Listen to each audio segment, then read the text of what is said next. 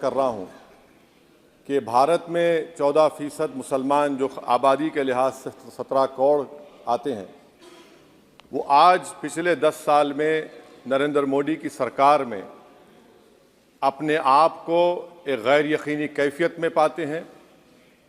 अपने सोचते हैं कि हमारी शनाख्त को ख़तरा है, हमारे वजूद को ख़तरा है।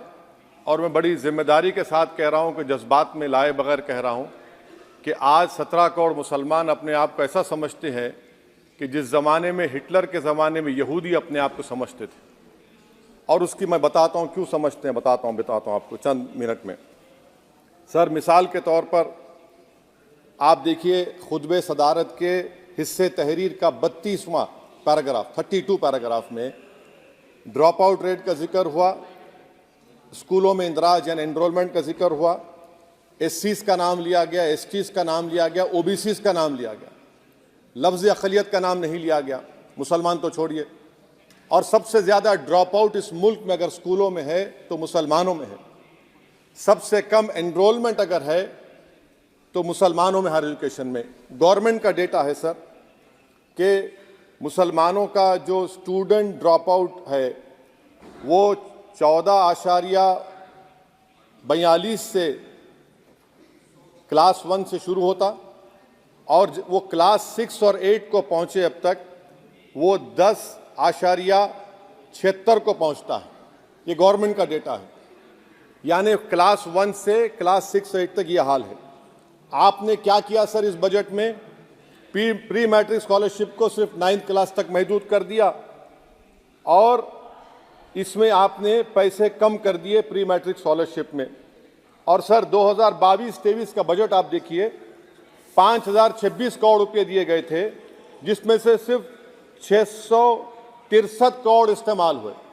अब आप आ जाइए सर, AISHE का डेटा है कि हायर एजुकेशन में मुसलमानों का 8.5 ड्रॉप आउट रेट हुआ है। 2020-21 में गवर्नमेंट का डेटा बता रहा है कि 1,80,000 मुसलमान हायर एजुकेशन में नहीं है। प्री मैट्रिक स्कॉलरशिप को आपने 423 करोड़ था, उसको आपने इस साल 326 कर दिया। मौन आज़ाद फेलोशिप को 45 करोड़ कर दिया।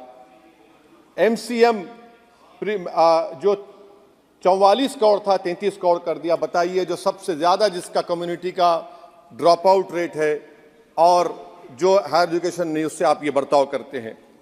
सर, दूसरी बात यह है कि हम ये देख रहे हैं कि 10 साल में इस सरकार में कोई हद नहीं छोड़ी है गलत हुक्मरानी की, नफरतों को भड़काने की, कोई हद नहीं छोड़ी गलत फहमियों को फैलाने की, और कोई हद नहीं छोड़ी इस मुल्क के अवाम नास को तर्क करने की। इस 10 साल में हमने क्या देखा सर? जमहूरियत हमारे वतन अजीज़ की को बचाना बहुत ज़रूरी है, ये गरीबों के लिए और कमज़ोरों की एक बहुत बड़ी ताकत है। मगर 10 साल में 9.5 साल में क्या हुआ? सिर्फ एक शख्स को मजबूत कर दिया गया, एक मजहब को मजबूत कर दिया गया, एक आइडियोलॉजी, एक नज़रिए को मजबूत कर दिया गया, एक शनाख्त को सब शनाख्त के आगे दूसरी शनाख्तों को मिटाने की कोशिश की गई, एक ज़बान को मजबूत कर दिया गया। तो हमारी जमहूरियत तो खोखली हो चुकी है। और सर, कोई भी हुकूमत और पार्टी सिर्फ जबर और इस्तेसाल पर कायम नहीं रह सकती है सर। दूसरा पॉइंट सर जो मैं आपके सामने अर्ज करना चाह रहा हूं, CAA के कानून के ताल्लुक से मरकजी एक वजीर ने अखबार में बयान दिया कि हम 8 दिन में करने वाले हैं। आप 8 दिन में करेंगे, 8 दिन में एहतजाज शुरू होगा मुल्क के कोने कोने में। आप CAA को मजहब से ख़त्म कर दीजिए, मजहब से जोड़ेंगे तो आपका इरादा बुरा है। आप भारत की अक़लियतों को, भारत के मुसलमानों को, दलितों को आप परेशान करने का आपका इरादा है। सर, दूसरी बात यह है कि CAA के खिलाफ क्यों हम हैं? क्योंकि सीमांचल के मुसलमान को आप बांग्लादेशी कहते हैं। कोई मिनिस्टर मुझे कहता है कि घुसपैठी है, रोहिंग्या है। तो CAA को मजहब से जोड़ना गलत था, उसको निकालिए। मगर हमारे देश के प्रधानमंत्री सर, वतन अजीज़ के वजीर आज़म, मैं बड़ी जिम्मेदारी के साथ कह रहा हूं कि मैं अपने बचपने में जब हिस्ट्री पढ़ता था तो मैंने एक स्टैचू की फोटो देखी थी, प्रीस्ट किंग ऑफ मोहनजोदारो।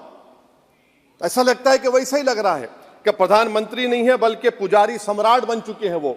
और मैं क्यों कह रहा हूं कि हमारे सदर जमहूरिया ने कहा था कि 22 जनवरी एक तारीखी दिन है, बिल्कुल तारीखी दिन है।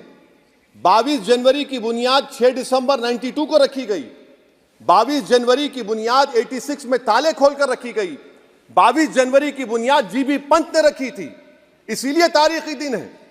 और तारीखी दिन इसलिए भी है कि सर इसी ऐवान में 16 दिसंबर 1992 को हमने एक रेजोल्यूशन पास किया था।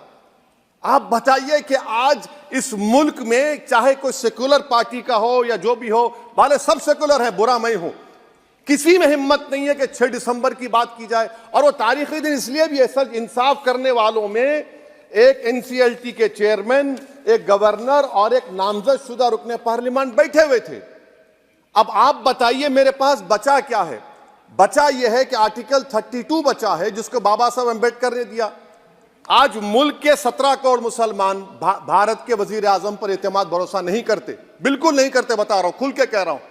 अगर आप आर्टिकल 32 का ड्यू प्रोसेस ही खत्म कर देंगे तो फिर मेरे पास क्या बचेगा सर? क्या बचेगा? मैं तो यहां खड़े होकर वो सुप्रीम कोर्ट के मायानाज बेबाक वकील दुष्यंत दवे की तरह तो नहीं कह सकता। मुझे आज भी रूल ऑफ लॉ में भरोसा है, मुझे आज भी कानून पर, संविधान पर भरोसा है, मगर ड्यू प्रोसेस तो फॉलो होना चाहिए। ड्यू प्रोसेस फॉलो नहीं हो रहा। एक तारीखी दिन 22 जनवरी था, एक तारीखी दिन 31 जनवरी था। सर रात के अंधेरे में अपील किए बगैर आप आरे लेकर रास्ता खोल देते हैं। क्या पैगाम दे रहे हैं सर? 600 साल की मेहरौली की मस्जिद को बगैर को नोटिस दिए आपने डिमोलिश कर दिया। मैं जिम्मेदारी के साथ कह रहा हूं कि भारत के प्रधानमंत्री और उनकी सरकार भारत के मुसलमानों से उनकी शनाख्त को छीनना चाहते हैं। ख्वाजा अजमेरी के आस्थाने पर चादर बिछाइए, मगर आप जो चादर मुझसे छीनना चाह रहे हैं, मेरी मस्जिद है, आप हर मस्जिद को छीनना चाहते हैं। आप बताइए 17 करोड़ मुसलमानों को क्या पैगाम दे रहे हैं आप कि आप हर मस्जिद को छीन लेंगे मुझसे? फिर मेरा वजूद किस माने रखता है? मेरा शनाख्त क्या माने रखता है? रूल ऑफ लॉ क्या माने? अच्छा, 1991 के प्लेसेस ऑफ वर्शिप एक्ट पर क्यों नहीं बोलते आप लोग? आप उस पर कायम है ही नहीं है। आप 500 साल की बात करते, मैं आपसे कहता हूं भाई 500 साल पे मत जाइए, बौद्ध पे जाइए, जैनिज्म पे जाइए, शैविज्म पे जाइए, कहां रुकेंगे? अरे इस देश को आजादी मिली 47 में, संविधान मिला हमको बाबा साहब अम्बेडकर का बराबरी का। उससे पहले तो राजा रजवाड़े थे, जमहूरियत नहीं थी, लोकतंत्र नहीं था, मगर आप उसको उस बारे में लेके जाते हैं। अरे 500 साल आगे क्या होगा बताइए? आप किसी एक सिविलाइजेशन, सर अंग्रेजी में किसी ने कहा था, civilization cannot be rewritten by hatred, history cannot be corrected by demolition. आप ये नहीं कर सकते। और मैं उम्मीद करता हूं कि जब मौर्रिख तारीख लिखेगा, नरेंद्र मोदी इस मुल्क में तारीख लिखना चाहते हैं। क्या तारीख लिखना चाहते हैं? कि मैंने इस देश को, गांधी अंबेडकर के देश को मैंने हिंदू राष्ट्र बना दिया। मैं उम्मीद करता हूं कि हमारे भारत के हमारे हिंदू भाई देश के प्रधानमंत्री की सोच को नाकाम करेंगे, उन पर है। अब देखते हैं क्या होता है। सर नेबरहुड फर्स्ट की पॉलिसी है। नेबरहुड फर्स्ट क्या हो रहा है सर? हम सोशल मीडिया के जरिए फॉरेन पॉलिसी चला रहे हैं। मालदीव छोटा मुल्क, वो हमको आंख दिखा रहा है, चीन की गोद में बैठ गया। हमारे लद्दाख में हमारे जो लोग जानवर को लेकर घास चराए जाते, वहां पर चीन की आर्मी आके रोक रही। बताइए, बांग्लादेश चीन की गोद में बैठा हुआ है। आप गैलेंट्री अवार्ड दे रहे हैं, क्यों दे रहे हैं? कि चीन बैठा हुआ है। तो आपका बफर जोन गया कहां भाई साहब? आपका बफर जोन तो कहां गया नहीं मालूम, गायब हो गया बफर जोन। और दूसरी बात सर, आप ये भी देख लीजिए कि यहां पर मैं आपको इंपॉर्टेंट पॉइंट ये बताना चाह रहा हूं सर। ये हम बोलते हैं India middle east economic corridor, कितना पैसा है बताइए? वो नहीं बताया जाता। अच्छा सर, सबसे तकलीफ दे बात मेरे लिए है कि भारत ने यूनेस्को का इलेक्शन पाकिस्तान से हार गया। हम पाकिस्तान से हार गए, ये आपकी फॉरेन पॉलिसी है। यूनेस्को के इलेक्शन हम पाकिस्तान से हार गए। अच्छा, मामला इजराइल का, फलस्तीन का, गाजा का आया, अक्टूबर में 10,000 लोग मर गए, हमने यूएन में सीज फायर की तायीद नहीं की। दिसंबर आया, 20,000 मर गए, तो हमने तायीद कर दी। क्यों तायीद की? क्योंकि ग्लोबल साउथ को हमको फॉलो करना पड़ रहा। भारत ग्लोबल साउथ को फॉलो कर रहा है। मेरे लिए तकलीफ दे बात है। यह आपकी नाकामी का बहुत बड़ा सबूत है। इसीलिए हम बता रहे हैं कि यह सरकार की बहुत से नाकाम। सर अलीगढ़ मुस्लिम यूनिवर्सिटी, आखिरी पॉइंट, अलीगढ़ मुस्लिम यूनिवर्सिटी, सर आप उत्तर प्रदेश से आते हैं। सर 81 में एक्ट पास हुआ। हमारा लॉ ऑफिसर कोर्ट में कहता है कि मैं पार्लियामेंट के एक्ट को नहीं मानता। कैसे नहीं मानते सर? क्या नरेंद्र मोदी ने पार्लियामेंट को नॉमिनेट किया या पार्लियामेंट ने नरेंद्र मोदी को प्रधानमंत्री बनाया? बताइए। 81 के एक्ट को नहीं मानते। सर, 2 ही तो सेंट्रल यूनिवर्सिटी है मुसलमानों के, 1,80,000 आप ही के सरकार के दौर में मुसलमान हायर एजुकेशन निकल गए। आप अलीगढ़ मुस्लिम से छीनना चाह रहे हैं। Theory of separation of powers में एग्जीक्यूटिव हमको डिक्टेट करेगा। मेरी आवाज तो पार्लियामेंट है, अब मेरी आवाज के खिलाफ एग्जीक्यूटिव सुप्रीम कोर्ट में बोलता है। अलीगढ़ मुस्लिम यूनिवर्सिटी से इतनी नफरत क्यों है आपको? वहां पर तो हिंदू भाई भी पढ़ते हैं। सर, ये अलीगढ़ मुस्लिम यूनिवर्सिटी का मामला है सर। तो मैं आपसे इस बात पर, इस शेर पर अपनी बात को खत्म कर रहा हूं सर। आप भी उर्दू दां हैं जी। मसीहाओं को जब भी आवाज दी है, अहमद फराज का शेर है जी जी। मसीहाओं को जब भी आवाज दी है, पलट कर आ गए हर बार कातिल। मसीहाओं को जब भी आवाज दी है, पलट कर आ गए हर बार कातिल। वहां क्या दाद खाही क्या गवाही, वहां क्या दाद खाही क्या गवाही, जहां हो मुंसिफों के यार कातिल।